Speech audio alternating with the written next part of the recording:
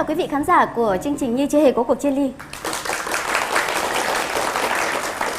Xin được bắt đầu chương trình cuối cùng của năm 2013 bằng một lời xin lỗi chân thành gửi đến đông đảo quý vị khán giả vẫn tin yêu và tin cậy vào chương trình thiện nguyện Như Chưa Hề Có Cuộc Chia Ly. Lời xin lỗi đó là trong tròn 6 năm của hoạt động nhân đạo này, chúng tôi đã để xảy ra 2 sai sót. 2 cuộc tìm kiếm diễn ra trong 3 tháng hoạt động đầu tiên của Như Chưa Hề Có Cuộc Chia Ly đã cho ra kết quả sai. Và 2 sai sót này thì chúng tôi chỉ phát hiện sau hơn 2 năm và hơn 3 năm 3 tháng. Nhưng lập tức thì chúng tôi đã xin lỗi và đã được những người trong cuộc thông cảm. Chúng tôi đã sai sót như thế nào và đã khắc phục ra sao? Xin mời quý vị cùng theo dõi. Thì cái tâm nguyện của ba má là muốn cho em tìm lại được cái cội nguồn của mình. Trường hợp của anh Nguyễn Hữu Thành bị cho đi từ lúc sơ sinh, tìm mẹ có thể tên là Lê Thị Út. Đây là cuộc tìm kiếm có 6 đội viên tìm kiếm tham gia, tiến hành 5 chuyến công tác, được công an xã Mách Bảo, nên đã tìm ra một phụ nữ giống trường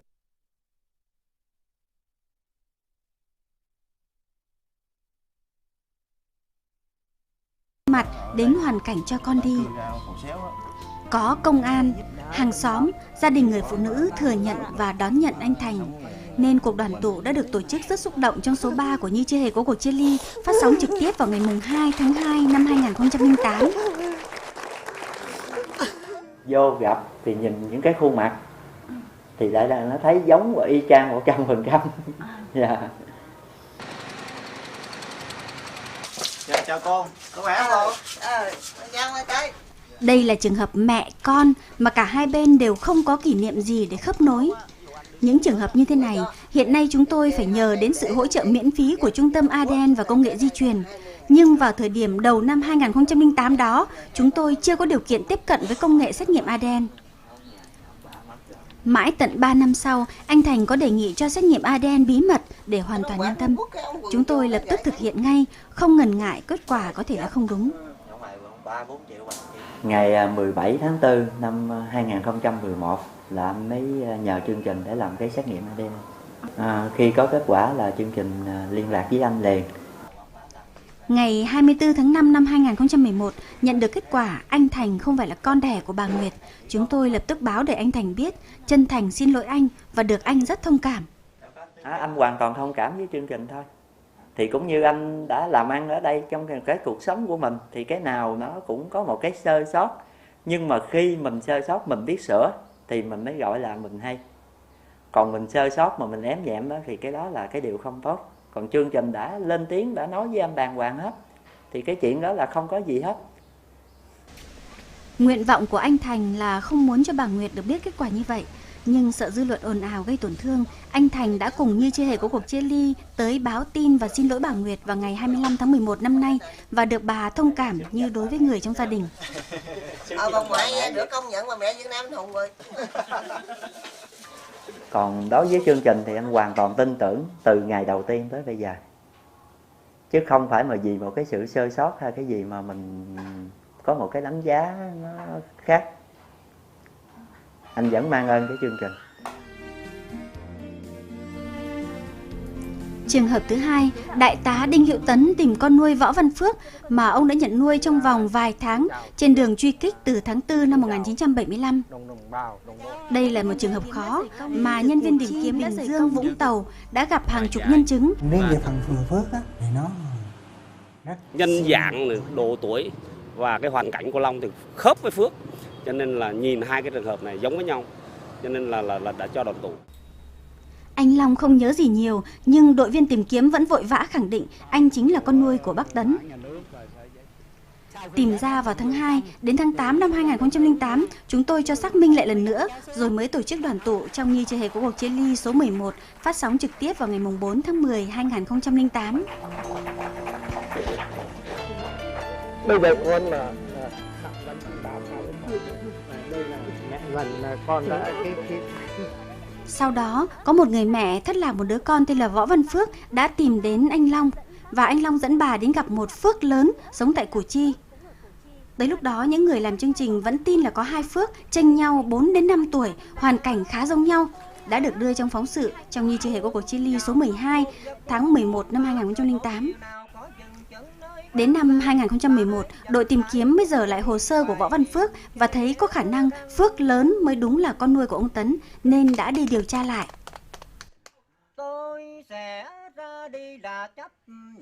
Sau đó tôi là làm một cái báo cáo, thì tôi gửi trực tiếp cho bác Tấn và thông báo cho bác biết là do cái hoàn cảnh trường hợp này là bị lộn, cho nên là xin lỗi bác. Thì lúc đó vợ chồng bác cũng thông cảm và nói là bác nhớ bác Tấn, bác nói rằng là có một đứa được, giờ có thêm đứa nữa không sao. Tôi có thay mặt công ty tôi mời bác Tấn và gia đình bác Tấn vào để đoàn tụ lại. Thì lúc đó thì bác nói là giờ bác yếu quá thì bác không vào được, cho nên tôi mới xin phép bác là cho vợ chồng Phước dẫn vợ con mua vé cho đi ra Thanh Hóa chơi 10 ngày để đoàn tụ với gia đình. Chúng tôi cũng đã tổ chức để xin lỗi bác Tấn và Võ Phước. Được gia đình bác Tấn và gia đình Phước là rất là hoan nghênh. Như vậy, với trường hợp này, sau 2 năm, đội tìm kiếm mới phát hiện ra sai lầm và lập tức đã sửa chữa, khắc phục hậu quả và được những người trong cuộc thông cảm, tha thứ. Đúng là nếu họ nói làm khó chương trình đó, là tôi phải làm khó chương trình là đúng. Tại vì sao là đi tìm tôi là chỉ cuối cùng là tìm trật. Mình nói chung là mình rất là thông cảm cho chương trình.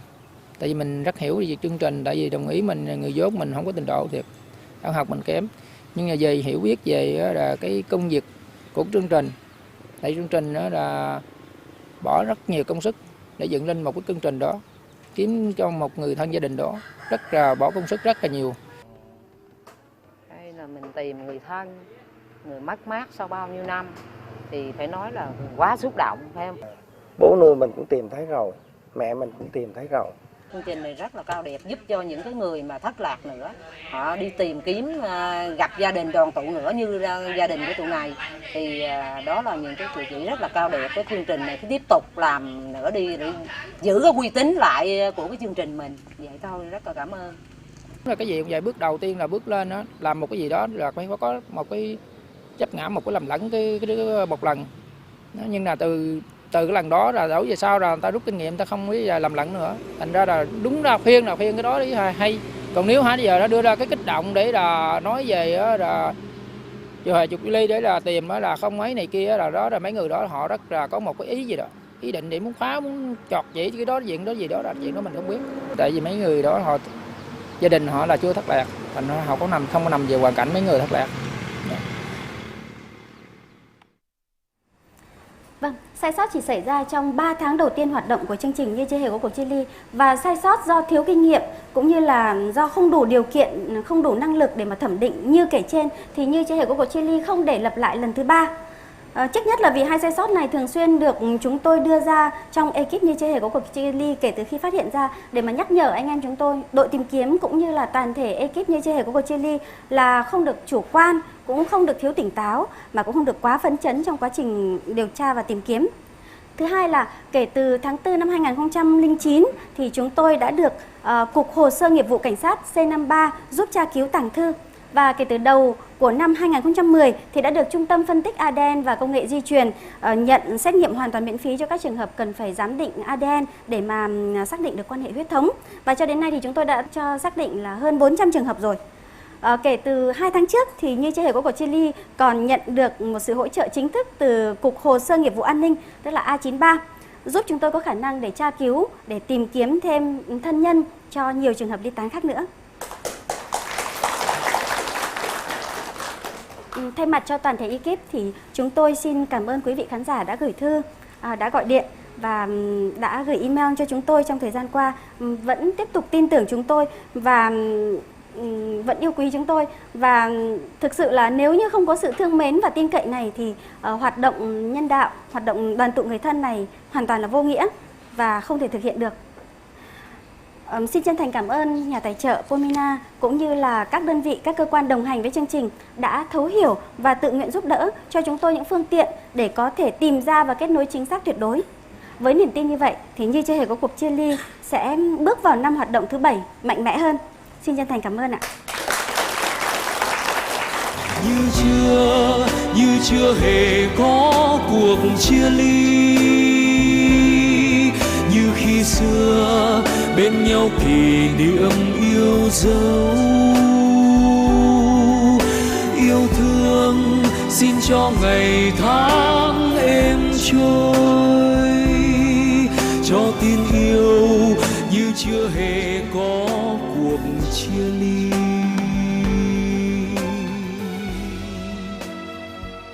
Sao con không nhớ mẹ sao? Mẹ đưa con đi đấy là mà. Con có nhớ không con? Đồng ơi, Đủ ơi, cho mẹ gặp đi, nói chuyện với mẹ đi. Mẹ đưa con đi mẹ dặn sao? Giờ con bỏ mẹ con không nói gì vậy?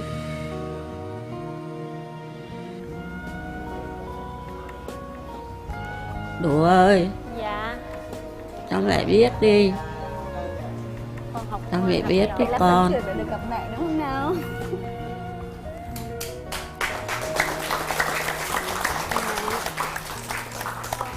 Ơi, nhớ mẹ không? Anh con đâu mẹ? Anh đông con đâu? Đâu, biết đâu. Biết đâu con đi với con mà. Đi con. Bây giờ con ở riêng chỗ rồi. Dạ con ở Sóc Trăng. Chồng con ở Sóc Trăng lần mẹ ơi. Bây giờ chưa kiếm tay, chưa kiếm tay mà. Một gia đình mà con thương con lắm. Vậy một gia đình mà đặt tên các con là con mừng Phước, Đức đầy đông đủ. Nó thể hiện một cái ước mơ là có một gia đình đầm ấm quây quần. Vậy mà cho đến tận bây giờ, khi mà bà The đã 87 tuổi, bà cũng chưa thực hiện được xong cái ước mơ đó. Kính thưa quý vị, và sau cuộc đoàn tụ tại trường quay S8 tại truyền hình Việt Nam này vào tháng trước, thì chị Đinh Thị Đủ đã không rời mẹ mình nửa bước, đó là bà Trần Thị The, năm nay đã 87 tuổi, và chị đã về ở và chăm sóc mẹ mình tại quận Tân Bình, thành phố Hồ Chí Minh.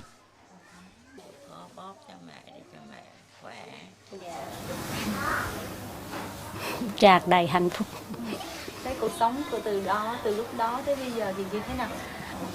Lúc cũng là hạnh phúc, không có nghĩ gì hết, chỉ nghĩ tới mẹ, chăm sóc mẹ cho khỏe để sống với mình hết cuộc đời. Thế là từ hôm đó là ở với mẹ luôn không? Ở với mẹ luôn, không có đi đâu hết. Chị cũng cảm ơn đã giúp đỡ chị thật tình. Chị cũng cầu chương trình giúp đỡ người khác như chị nữa. Cũng cảm ơn chương trình. Thế bây giờ là còn nguyện vọng gì đó không? Thì giờ nguyện vọng là ước tìm được anh để mẹ cho đỡ bệnh, rồi cuối đời của mẹ, cho mẹ hạnh phúc như có sum họp gia đình rồi cuối năm rồi.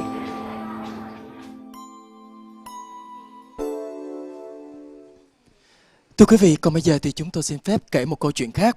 Và một buổi sáng sớm mới đây, có một người đàn ông năm nay khoảng 48 tuổi đã cùng với con rể của mình đi xe từ Long Khánh đến văn phòng của Như Chưa Hề Có Cuộc Chia Ly. Và trên người anh ta thì không có bất cứ một giấy tờ tùy thân nào ngoài tờ giấy chứng nhận nhân khẩu chưa được thường trú.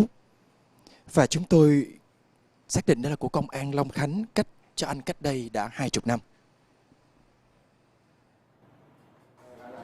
Tối hôm đấy có được chương trình đấy, con em bên vợ, con em họ bên vợ nó điện hoài mà đâu có biết đâu, tưởng nó chọc quẹo mình thôi chứ đâu có biết đâu.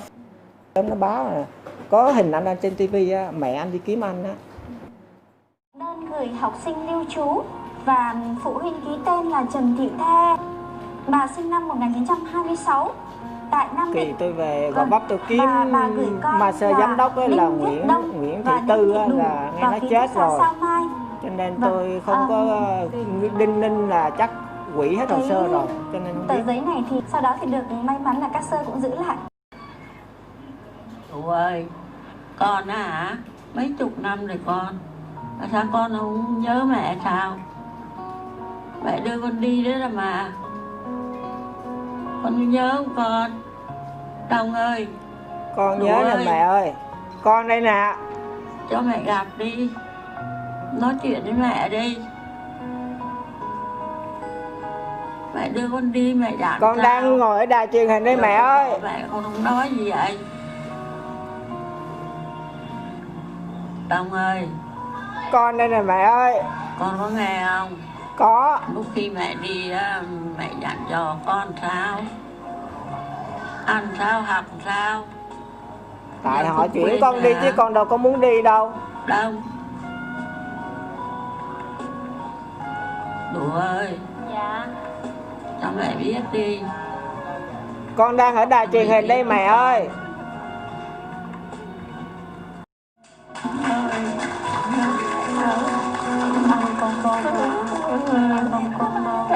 Biết đâu con đi biết con mà.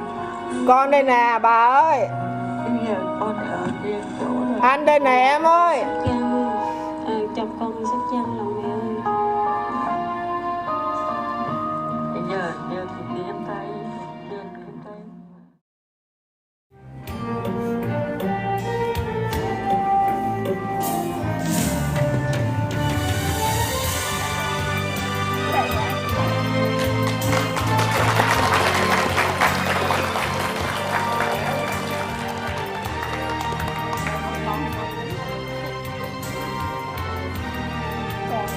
Ôi bà đúng.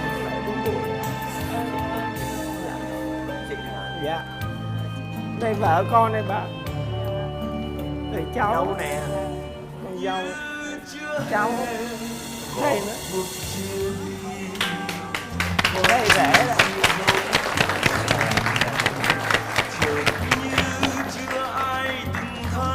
Đây rẻ. Đây gái nè mẹ. Thôi ta về mang được bấy nhiêu tuổi thơ âu đã nhắc đến, đã xa người hay còn lại người vùng trời xưa. Mai sau còn cuối đời có ngày mà ai đoán sẽ phải nhắc. Giờ nói thì không có nói được, chỉ cái kêu 10.000 lần tiếng mẹ thôi. Đó thiệt. Chỉ kêu được mẹ thôi. Không có nói được cái gì hết, nó thiệt vậy. Thì mình chị, cô, chú, các cái cũng biết. Xa mẹ, xa cha 40 mấy năm rồi. Mà người ta nói mình là này, nó nọ. Chỉ cần có mẹ, rồi xong xuôi rồi giới thiệu vợ, con, rồi nói cho bà nghe là mình có cháu. Được kêu mẹ mình bà nội vậy thôi. Chứ không có cần gì hết. Thấy mẹ ngồi kêu tên mình thì mình xót lắm. Thiệt, mỗi lần bà kêu khóc lắm. Giống như vợ của tôi ngồi kêu con của tôi vậy. Lúc mà con gái lớn á, nó đi làm xa, nó không có liên lạc về, nó ngồi khóc sao thì mẹ tôi ngồi khóc tôi y vậy. Tôi nói với vợ tôi vậy đó. Lúa thì nói chứ đúng năm nay chắc trúng á. Năm nay trúng. Chùa cái đây là mồ hôi nước mắt không ạ. Mẹ con mới vô. Mẹ con mới vô. Mới vô tao đấy. Dạ. Con gái đầu lòng, anh đặt tên là Hoài Thương để nhớ đến mẹ và gia đình. Còn hai đứa con tiếp theo, anh đặt là Bảo Ngọc và Bảo Khanh. Anh lấy tên đệm của vùng đất anh đã ta túc mấy chục năm nay là Bảo Quang, Long Khánh, Đồng Nai. Một xào đất nhà, 3 xào rẫy, 2 xào ruộng và 1 con bò. Hàng xóm cần vay cũng có sẵn 100-200 ngàn. Anh nói cuộc đời anh thế là đã ổn. Cái như là chưa có vợ thì cứ tưởng mình là độc thân, tưởng mình không có ai đó. Tại vì mình cứ cái ám ảnh của mình hồi nhỏ là người ta nói mình là bị chiến tranh họ gửi vô, mà thực chất á là mẹ mình gửi mình vô. Mà thì lúc đó thì lớn rồi thì phải chuyển qua chỗ khác đi học thôi, cho nên họ chuyển, họ không có thông báo. Là cái đấy là kể như là từ đó tới giờ là vĩnh viễn không biết mẹ mình có mẹ hay không có mẹ đó. Rồi xong không biết mãi tới năm nào thì không biết nữa. Lúc đấy là bắt đầu học rồi đó, là được đi học rồi đó. Bắt đầu họ chuyển về Thủ Đức, gọi là chi nhánh 1 Thủ Đức. Rồi thì hồi trước chuyển về đây thì em mới tưởng mình là kiếm được mẹ hay mẹ rước mình về rồi. Mà tôi thì cũng tưởng chắc mẹ cũng rước nó về rồi, cho nên lúc đó mà mới biết thất lạc mẹ đó. Rồi xong cái ở cho tới mấy năm, tôi học được lớp 9 rồi. Thời đấy kỳ 78, 79 này, chiến tranh Campuchia đấy, là cho nên sợ quá trốn đi. Trốn đi cho tới bây giờ. Mà năm 81, 82, 80, 80 mấy á, là vẫn đi về chỗ em để kiếm. mà không biết chuyển đi đâu không biết nữa.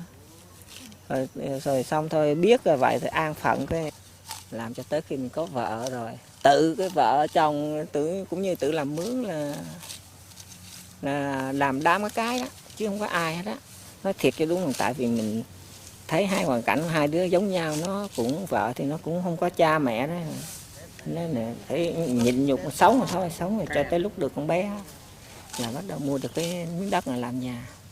Bây giờ nếu mà trời đã sinh mình ra vậy, không lẽ giờ mình tự hại mình đi không? Tôi nói thiệt, theo như những người khác họ rượu chè thuốc men các cái, tôi nói thiệt tôi không.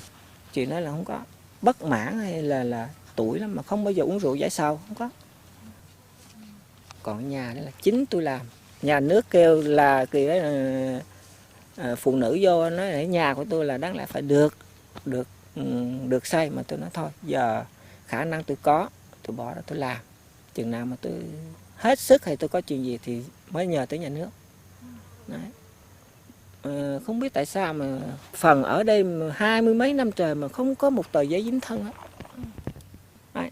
Mà hội họp rồi đóng góp cái gì gia đình tôi đông làm đủ hết, mà đặc biệt là không có tên trong hộ khẩu.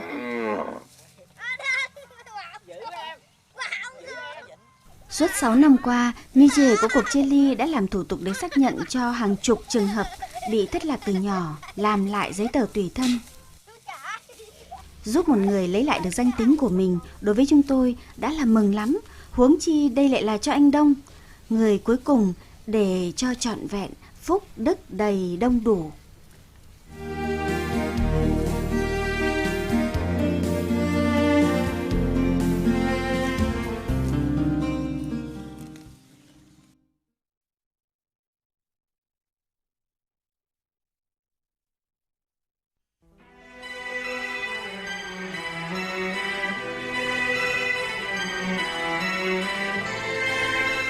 Mỗi cuộc chiến qua đi, để lại phía sau vô số những bi kịch của mất mát và chia ly. Gần 60 năm sau Điện Biên Phủ, hàng chục người con lai Á Âu có bố từng là lính trong đội quân Pháp và mẹ là người Việt Nam đã tự tìm đến với Như Chi Hề của cuộc chia ly, hoặc là về Việt Nam nhờ tìm mẹ, tìm họ hàng gốc gác. Họ thật không may là những đứa con của chiến tranh. Số phận của họ đã định một ngày phải chia lìa với vành nôi, với thành phố tuổi thơ và với đất mẹ.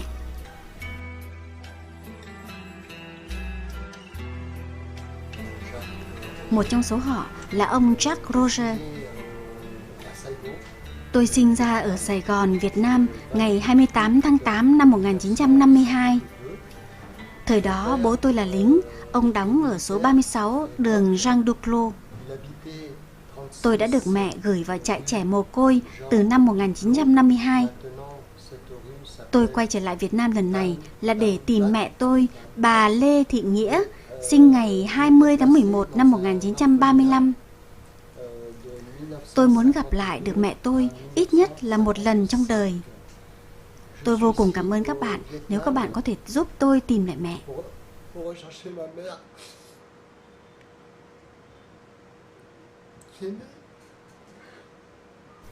Tôi hoàn toàn không biết mặt mẹ. Còn bố tôi là người Ấn Độ đi lính cho Pháp. Vào năm 1955, ông đã đưa tôi về Ấn Độ và sau đó quay trở về Pháp từ năm 1958. Tên tôi như mẹ đặt cho là Lê Văn Jano. Đây là lần đầu tiên tôi đến Việt Nam để tìm mẹ. Xin cảm ơn chương trình.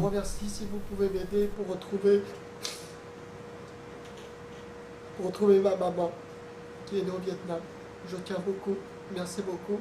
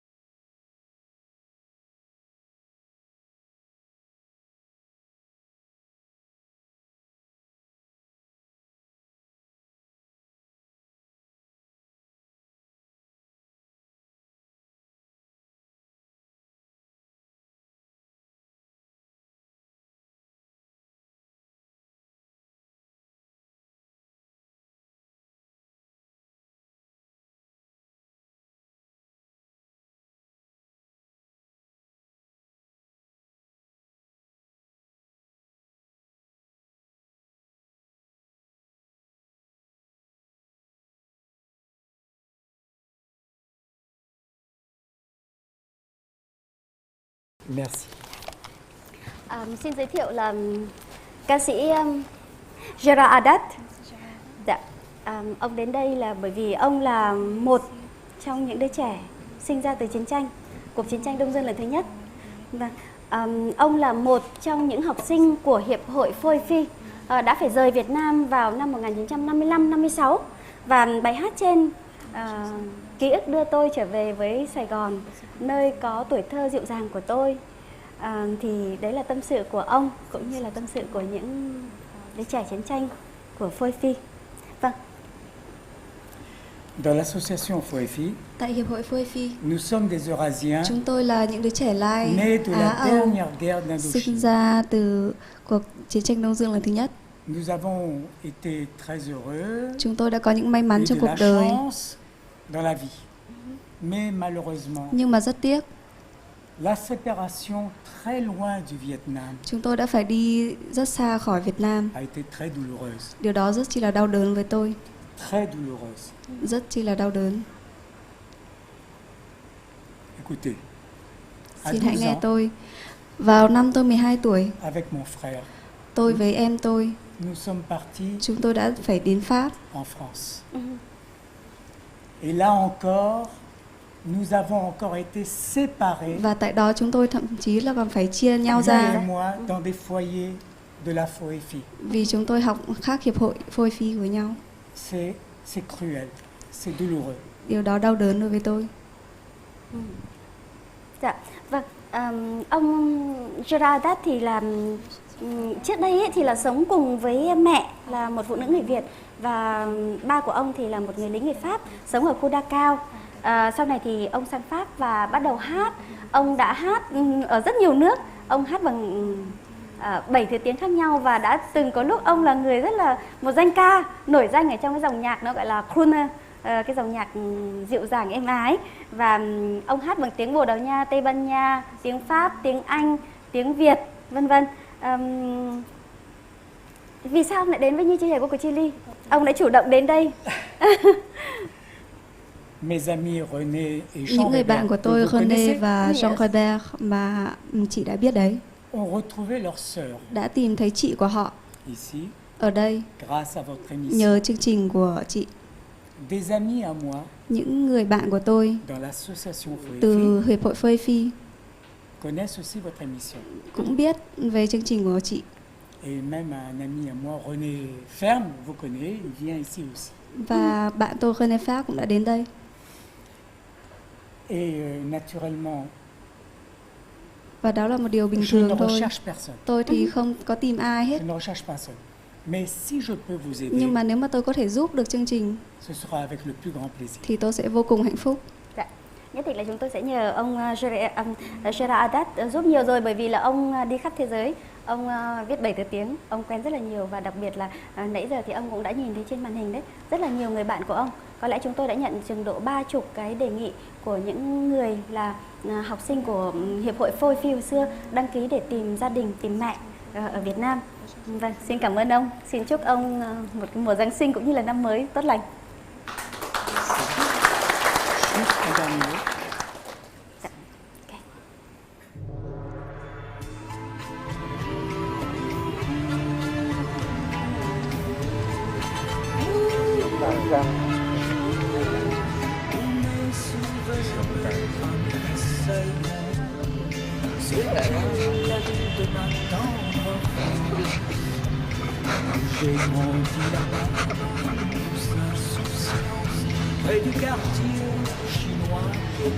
Cảm ơn trời Phật.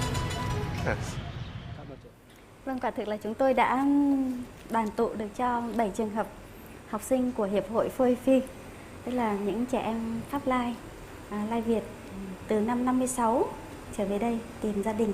Vâng, chúng ta còn có một đoàn khách nữa. Đoàn khách này thì là từ bang Oregon, miền Tây nước Mỹ. Lauren Johnson, ông là đạo diễn của phim tài liệu. Và còn trước đây 40 năm thì ông là một hạ sĩ quan phụ trách lĩnh vực giải trí ở cơ quan viện trợ quân sự Hoa Kỳ. Ông đã quay những thước phim về thành phố Sài Gòn vào năm 1970, đúng không ạ? Yeah.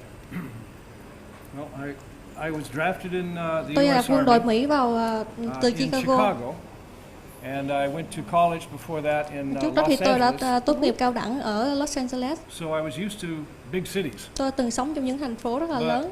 Saigon, Nhưng Sài Gòn Saigon impressed me on many levels. đã mang lại ấn tượng tôi rất nhiều cung bậc khác nhau.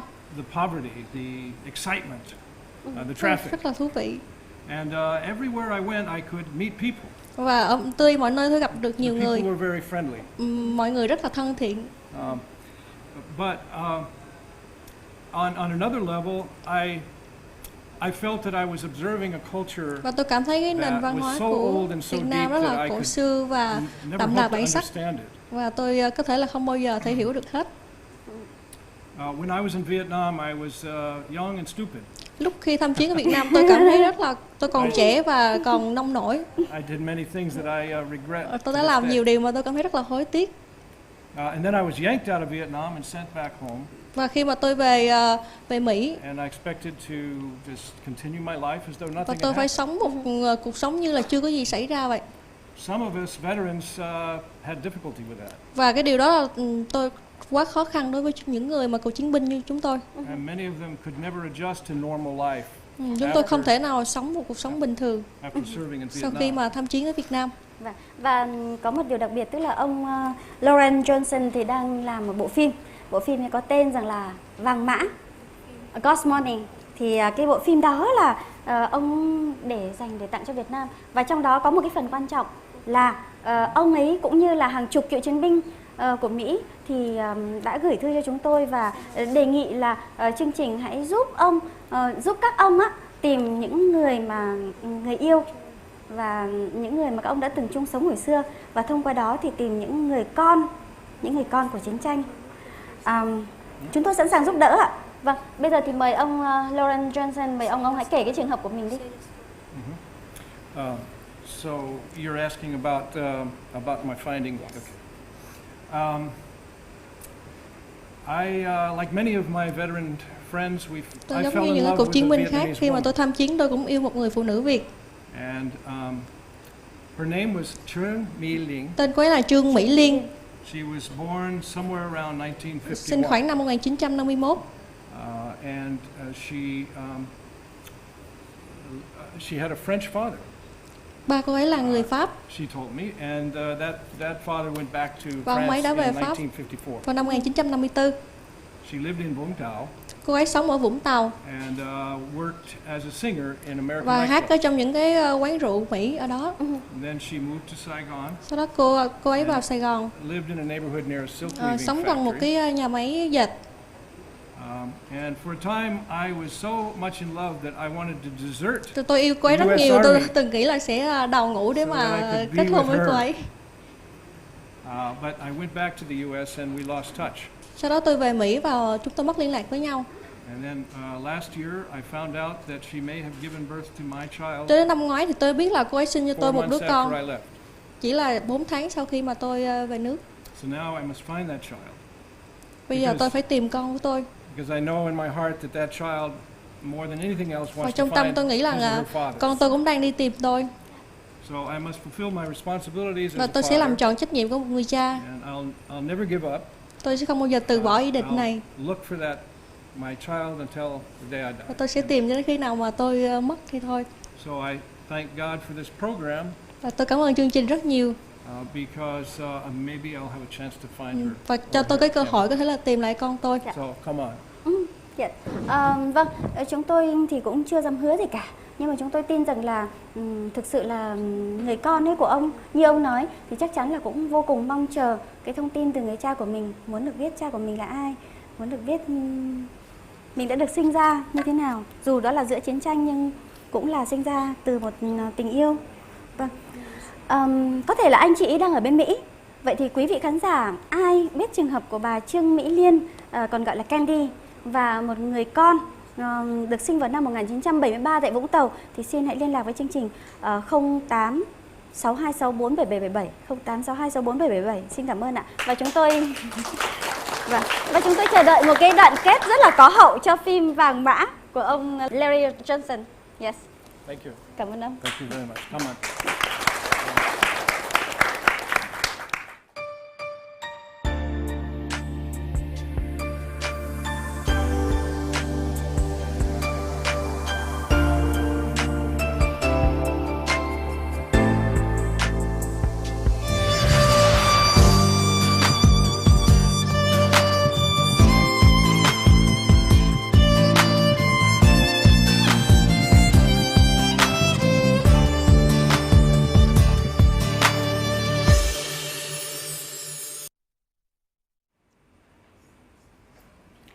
Kính thưa quý vị khán giả, anh Nguyễn Văn Phong hiện nay đang sống ở Bầu Cạn của huyện Long Thành của tỉnh Đồng Nai. Thì anh Phong là nhà từ nhỏ, tức là quãng cách đây độ 30 năm đúng không? Thế em kể lại đi, em thất lạc như thế nào? Khoảng 30 năm. 30 năm. Em đây này, trong cái thư mà em gửi cho chương trình á thì em ghi rằng là Thì cái đó mình cũng án áng là năm 83 phải không? Tại vì em về nhà bà già nuôi em bây giờ là năm 84. Em nhớ năm 84. Là ở Đồng Nai. Dạ. Em có ghi là như thế này này. Em nhớ là đi lạc vào khoảng năm 83. Em xem TV và thấy chương trình cho nên là em gọi điện lên cho bọn chị. Và sau đó thì nhờ bọn chị đi tìm. Cái thư của em viết thì em có viết là như thế này. Hồi đó tôi mới học lớp 1. Khi đi học thì tôi về tới nhà có một thằng bạn nó tên là Bảo. Dạ. Nó rủ tôi đi chơi. Bảo hồi đó nó có cái đầu dẹt như cá chê. Chỉ qua nhà ngoại của Bảo chơi thì qua nhà ngoại thì Bảo ở lại, còn em thì đi về. Rồi sau đó em đi như thế nào? Đi về đi hoài đi quỷ, không đi tới đò, đi hoài đi quỷ. Nghĩa là phải đi qua một con đò nhưng không qua được. Dạ, không thấy đò đâu hết. Không thấy đò đâu hết. Rồi là từ đấy thì công an Bến Tre đưa em về và có người nhận nuôi em. Em nhớ những gì về cái nơi em sống hồi xưa nào? Em nhớ gì về cha mẹ? Nhớ là cha em là tên Huệ, mẹ em tên Yến, chị em tên Dương, cậu em tên Đực. Em nhớ là cái nơi em ở nó như thế nào? Cái nơi em ở là đi ra gặp một cái trường học của em học, xong xuống cái bến đò, đi xuống đây nữa là cái khu du lịch. Còn đi qua bên kia đò có cái chợ trong bên đây có một cái phà. Hồi đó mà có một khu du lịch thì cũng lạ đấy. Cái khu du lịch ấy vì sao em nhớ nó là khu du lịch? Thì bởi vì xưa Tết đó là hay xuống đó chơi, tụ tập của nó đông. Vâng, thế như vậy là như thế này, em nhớ là có bến đò này, cạnh một cái bến phà này, có một khu du lịch này, có ba tên là Huệ, mẹ tên là Yến và chị tên là Dương. Em nhớ có cậu tên là Đực. Thế rồi là còn một cái chi tiết nữa, em có nhớ cái bến đò mà em nói đó không? Bến đò của chị Nhường và bến đò anh Hưng. Bến đò của chị Nhường và bến đò của anh Hưng. Em nhớ một cái địa danh tức là công an Bến Tre đưa em về. Vậy thì em đã bao giờ xuống công an phường gì của Bến Tre? Khoảng 7 giờ tối công an phường nó giữ lại. Tức là của lúc ấy là thành phố Bến Tre đấy phải không? Thế thì đã bao giờ em quay trở lại Bến Tre để tìm chưa? Không đi tìm, cứ thấy đường là đi thẳng thôi. Cứ thấy đường là chạy thẳng, lúc đó tối rồi. Lúc em chạy đó? Cứ chạy không, cắm đầu chạy không, công an nó mới giữ lại. Ở trong cái thư này thì em có nói như thế này. Em có nói rằng là vì đã mấy mươi năm nỗi khao khát tìm được gia đình và quê hương, nhưng vì hoàn cảnh kinh tế khó khăn nên cũng đành thất vọng. Và em nhờ chương trình thì chương trình phải nói với em là em đừng thất vọng. Dạ không thất vọng. Em không được thất vọng, bởi vì em thất vọng thì bọn chị không thể tìm được. Em chỉ có thể rất là tin tưởng thì chương trình mới có thể giúp em tìm được. Và đội tìm kiếm cũng đã tiến hành một cuộc tìm kiếm. Bây giờ Phong sẽ theo dõi cái cuộc tìm kiếm đó nhé. Và nếu như thấy đúng hướng thì bảo bọn chị biết.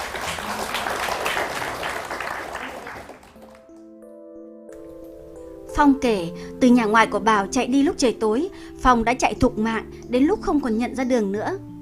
Hôm sau thì được công an của Bến Tre giữ lại, rồi một gia đình nhận nuôi đưa về Đồng Nai sinh sống. Phong cũng kể, ngôi nhà mà mẹ con anh sống cách sông có 100 mét, đi men sông là đến trường học, rồi đến bến đò của anh Hưng, chị Nhường. Xem xét bản đồ thấy tỉnh Bến Tre có hình rẻ quạt, được bao bọc bằng biển và các nhánh sông. 4 con sông lớn, Tiền Giang, Ba Lai, Hàm Luông, Cổ Chiên chia Bến Tre thành 3 Cù Lao: Cù Lao An Hòa, Cù Lao Bảo và Cù Lao Minh. Đến những năm 1980, có 3 con phà lớn làm đường giao thông cho Bến Tre là phà Hàm Luông, Rạch Miễu và Cổ Chiên. Chúng tôi tạm thời loại phà Cổ Chiên vì phà này nằm quá xa thành phố, 40 cây. Hàm Luông là gần nhất, 5 cây, đủ tầm để một đứa trẻ 7 tuổi chạy bộ. Sau khi bàn kỹ lưỡng, chúng tôi cử 2 đội viên tìm kiếm tới phà Hàm Luông.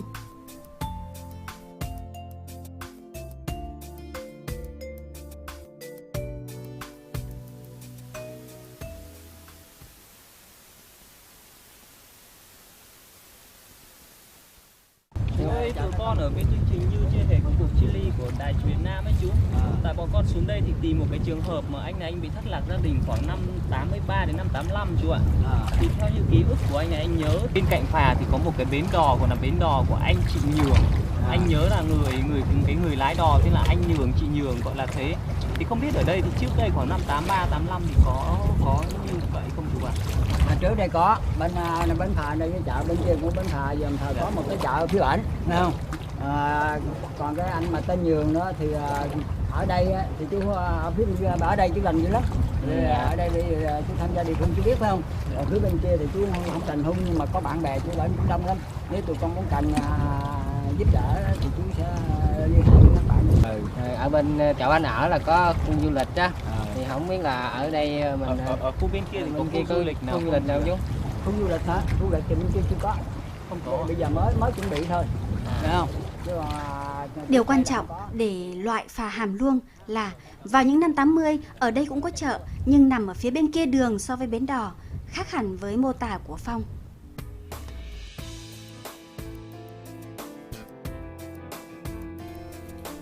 Còn lại khu vực phà Rạch Miễu trước đây, nơi này cách thành phố Bến Tre 10 cây số.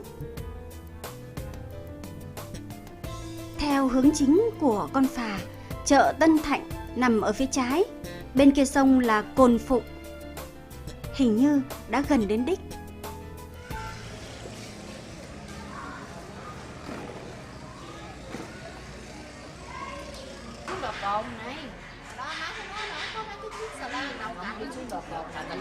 Người dân trong chợ bàn tán rồi đều nhớ ra một việc là có một đứa bé bị mất tích như thế cách đây 30 năm. Chị Tuyết đã dẫn đội tìm kiếm ra bến đò phía sau chợ.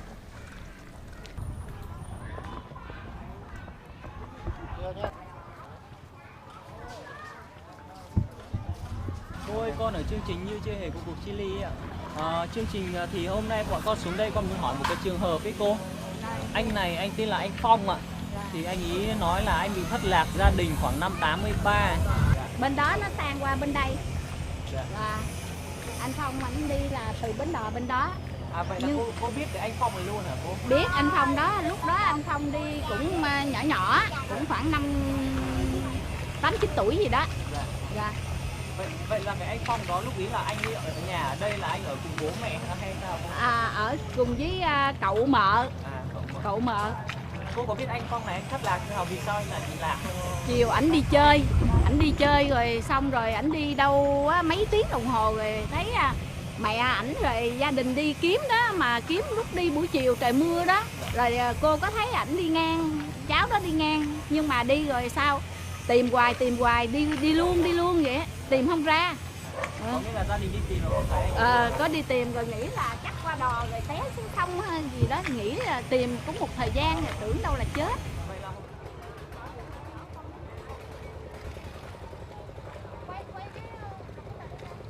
Bên kia, bởi vì nếu như mà đúng như thế này á, thì cái bến này là ở phía bên đò mà anh sang, còn nhà anh sẽ ở đằng kia kìa. Đúng rồi, nhà nó ở là bên cồn kia. gì? Cồn gì nào? Cồn gì em không nhớ, mà nhà em là nhớ ở bên kia. Nhà em ở phía bên kia. Kia qua bên đây mới có cái chợ.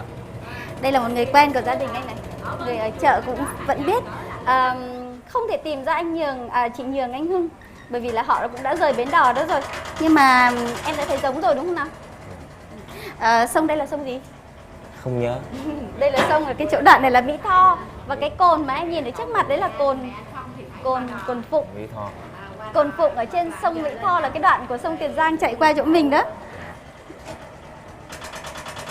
Và quả thật năm đó ấy, thì Cồn Phụng, bởi vì Cồn Phụng nó rất là nổi tiếng, nó là cái nơi mà có đạo dừa này, em nhớ không? Nào, Kêu khu du lịch. Khu du lịch, đúng rồi, cho nên là đấy em đã gặp khách Tây ở đấy đúng không nào? Đúng rồi, chợ.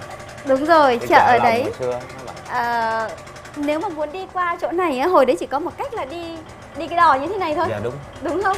Mặc dù bây giờ là có cầu rồi, phà, nhưng mà hồi đó thì chỉ có đi đò như thế này thôi. Nghĩa là nhà em ở đâu nhỉ? Không nhớ tỉnh nào. Bến Tre. Đây là Bến Tre. Đây là Bến Tre, và cái chỗ ở trên bản đồ nó là nằm chỗ này này. Đây, nó quãng chỗ này. Và ở trên đó thì có cái cồn. Đúng rồi, cái cồn là nó nằm ở giữa sông. Cái cồn Cồn Phụng á. Chợ gạo. Đúng rồi, em nhìn cồn Phụng này. Đây, cồn Phụng lên trên đất nhà em rồi đó.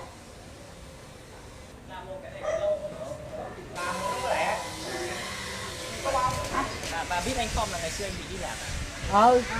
Nó hồi đi lạc có chút đâu đó đó, tưởng đâu nó té xuống sông thôi mà chứ. Giờ nó bị hôn xuống nó khác không? Dạ, giờ cũng lớn vậy đó mà. Dạ, nó lớn hả? Thôi vậy mừng. Vậy là ngày Đó, đó, vô đó. Em đó. Đúng rồi, Đúng rồi. cái nhà dấp dáng. Thế nhưng mà mẹ thì có nhìn thấy không? Em Em nhìn thấy mẹ không? chơi tưởng đâu lát nó về ai ngờ đi mất tiêu luôn. Cái xa tối rồi cũng đi tìm. Mẹ Tìm em biết đấy. đâu thôi kệ để sáng đi. Thì tìm dữ lắm. Cô không có làm gì được hết trơn. Rồi bất hồi lúc đó thôi ba nó. Rồi cái em mất nó nữa. Là hai cái dồn lại. Rồi cô không có biết làm gì đâu. Cái cô buồn quá. Cái lúc đó là cô cũng còn ở dưới đây.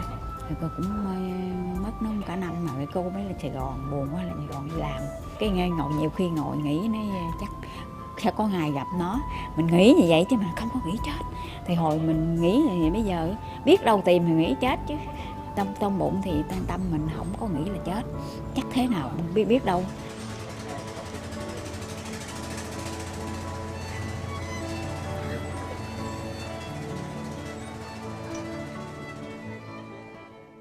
Cô, chị Dương đâu ạ?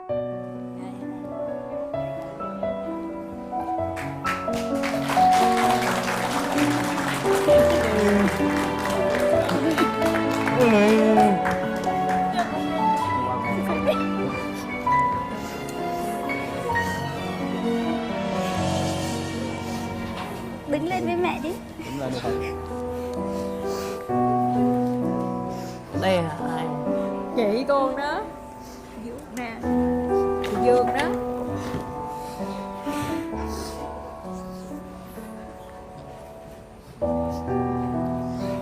Dạ con ở đâu? Con ở Đồng Nai. Con vợ con. Vâng, kính thưa quý vị, cha và mẹ của anh Phong thì cùng ở trên một bờ sông. Khi anh Phong mất tích thì mẹ anh Phong sang hỏi cha anh, nghi là ông bắt cóc con trai của mình. Và ông lại sang tìm nhà bà vì nghi là bà giấu con đi và không cho ông gặp đứa con trai nối dõi của ông. Đó chính là anh Phong. Bảo.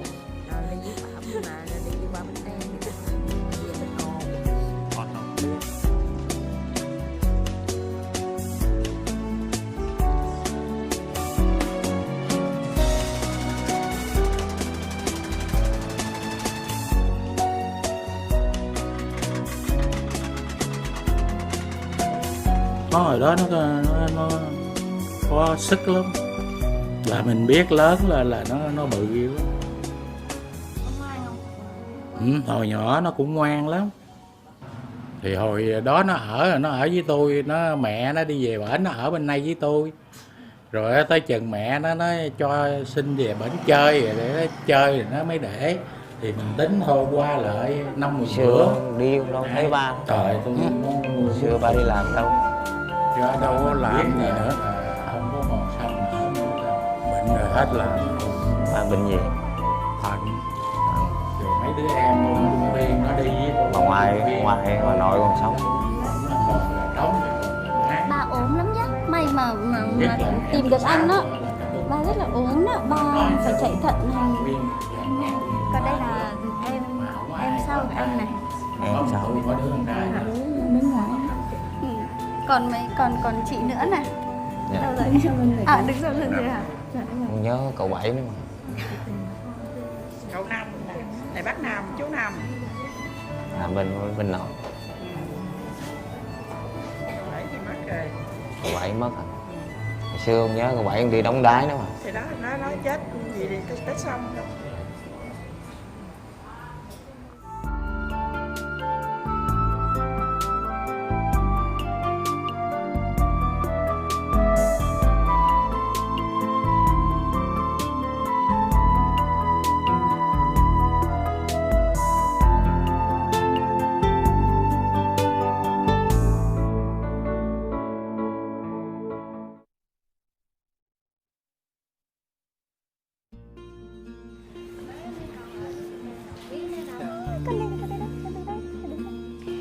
Kính thưa quý vị, và trong 1 giờ đồng hồ phát sóng Như Tre của cuộc chia ly số 69 thì chúng tôi đã nhận được 218 cuộc gọi đến, và trong đó có 4 thông tin mách bảo xin được gửi lại cho chị Thu Yên. Dạ. Xin cảm ơn ạ. Và buổi tối ngày hôm nay là chúng ta đã đoàn tụ được 2 cuộc gặp của những người con được gặp lại bậc sinh thành ra mình. Trong đấy có anh Phong thì gặp lại ba anh là con duy nhất, người con trai duy nhất của cả dòng họ. Và ba anh thì hôm nay bác đến đây được nhưng mà bác rất là yếu, chạy thận 1 tuần cứ 2 ngày 1 lần. Và cô nữa. Còn đây thì hôm nay bà cũng rất yếu và The cũng đến đây và đã gặp lại người con trai cho đủ tất cả phúc đức đầy đông đủ, đúng không ạ? Dạ vâng, và quý vị có thể theo dõi lại chương trình này trên VTV1 vào 14 giờ thứ Bảy tuần tới, và trên VTV4 còn có 3 buổi phát sóng nữa. Lịch phát sóng sẽ được đăng trên trang web của chương trình hãy lên tiếng.vn. Bắt đầu từ sáng ngày mai, quý vị có thể theo dõi lại chương trình này trên trang web của chương trình hãy lên tiếng.vn, trên YouTube hoặc trên tuổi trẻ.vn. Chúng tôi xin chào và hẹn gặp lại quý vị và Như Tre của cuộc chia ly số 70 được phát sóng vào lúc 20 giờ ngày 4 tháng Giêng năm 2014. Xin kính chào và hẹn gặp lại.